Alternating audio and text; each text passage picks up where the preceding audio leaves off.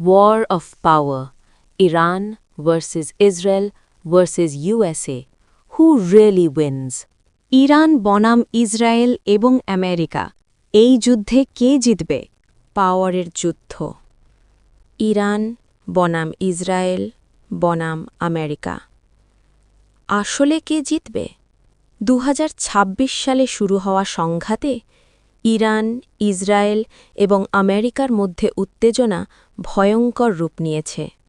Missile আঘাতে শহর কাঁপছে। নিরীহ মানুষ আতঙ্কে দিন কাটাচ্ছে। আমেরিকা বিশ্বের সবচেয়ে শক্তিশালী সামরিক শক্তি।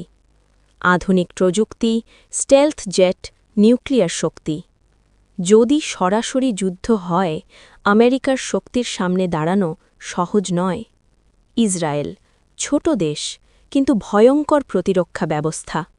তাদের ইন্টেলিজেন্স এবং মিসাইল ডিফেন্স অনেক উন্নত। তবুও সব মিসাইল থামানো সবসময় সম্ভব হয় না। ইরান সরাসরি শক্তিতে কম হলেও তাদের আছে অন্য কৌশল। বিশ্লেষণে দেখা যায় ইরান দীর্ঘমেয়াদী যুদ্ধ, অর্থনৈতিক চাপ এবং জ্বালানি সংকট তৈরি করে প্রতিপক্ষকে দুর্বল করতে চায়। তারা যুদ্ধকে দীর্ঘায়িত করতে চায়, যেন শত্রুরাই ক্লান্ত হয়ে পড়ে। এই যুদ্ধ শুধু ৩ দেশের না, পুরো বিশ্বের ওপর প্রভাব ফেলছে। স্ট্রেট অফ হরমুজ সংকটের কারণে বিশ্ব বাণিজ্য এবং জ্বালানি বাজারে বড় প্রভাব পড়েছে।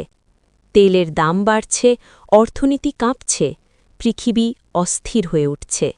কিন্তু সবচেয়ে বড় প্রশ্ন, এই যুদ্ধে আসলে কে হারছে? সৈন্যরা নয়, রাজনীতিবিদরা নয়, হারছে সাধারণ মানুষ, শিশুরা, পরিবারগুলো। তাহলে কে জিতবে? আমেরিকা, ইসরায়েল নাকি ইরান?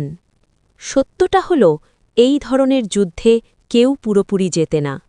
হয়তো কোনো দেশ নিজেদের বিজয় ঘোষণা করবে।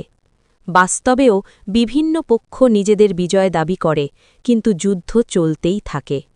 কিন্তু ধ্বংস, মৃত্যু আর কষ্ট সবার জন্যই সমান। যুদ্ধ কখনো সমাধান না, এটা শুধু নতুন ক্ষত তৈরি করে। শেষে আমরা সবাই চাই একটা শান্ত পৃথিবী।